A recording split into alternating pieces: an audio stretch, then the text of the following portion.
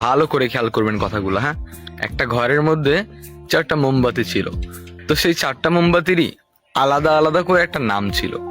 প্রথমটার নাম ছিল শান্তি, দ্বিতীয়টার নাম ছিল বিশ্বাস, তৃতীয়টার নাম ছিল ভালোবাসা, এবং সর্বশেষ যেটা তার নাম হচ্ছে আশা।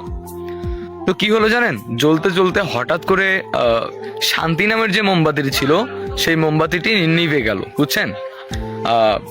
তা পাশে থাকা যে বিশ্বাসের মোমবাতিটি ছিল সে বলতেছে, যেখানে শান্তি নেই সেখানে বিশ্বাস থেকে আমি কি করব, আমিও নিভে যাই।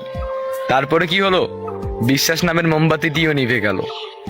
তো কিছুক্ষণ পর জ্বলতে জ্বলতে ভালোবাসা নামের মোমবাতিটি বলতেছে, যেখানে শান্তি নেই, যেখানে বিশ্বাস নেই, সেখানে তো ভালোবাসার কোনো মূল্য নেই, ভালোবাসা থেকে আমি কি করব, আমিও নিভে যাই। তো 4টা মোমবাতির মধ্যে 3টা মোমবাতি নিভে গেল। কি কি নিভে গেল? শান্তি, বিশ্বাস, ভালোবাসা নিভে গেছে। তো আধা ঘন্টা পর ওই রুমটার মধ্যে একটা ছেলে আসলো। ছেলেটা এসে দেখলো তার 3টা মোমবাতি নিভে গেছে।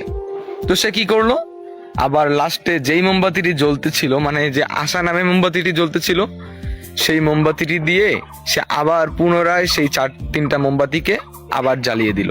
তো আবার 4টাই জ্বলতেছে, হ্যাঁ। তো এই গল্প দ্বারা আমরা কি শিখতে পারলাম? জীবনে চলতে গেলে শান্তি থাকবে না, বিশ্বাস উঠে যাবে, ভালোবাসা থাকবে না, কিন্তু কি কখনো আশা ছাড়া যাবে না। আপনি জীবনে কি করছেন, কি করেন নাই, কি করবেন, এগুলো কখনো ভাবা যাবে না। আপনি যেটা করতেছেন ওটা কন্টিনিউ করে যান, আশা ছাড়বেন না। স্বপ্ন থাকা ভালো, স্বপ্ন দেখুন, একটা আশা রাখুন মনের মধ্যে যে না আমি পারবো। ওইরকম করে যখনই সবকিছু উঠে যাবে, নিভে যাবে, সবকিছু মরে যাবে, তখন একটা জিনিস ভালো করে মনে রাখবেন, আশা ছাড়া যাবে না। সো গল্পটার মানে কি বুঝলেন? যদি বুঝেন একটা ছোট্ট করে কমেন্ট করে যাবেন, আর যদি বেশি ভালো লাগে একটা শেয়ার করে দিবেন।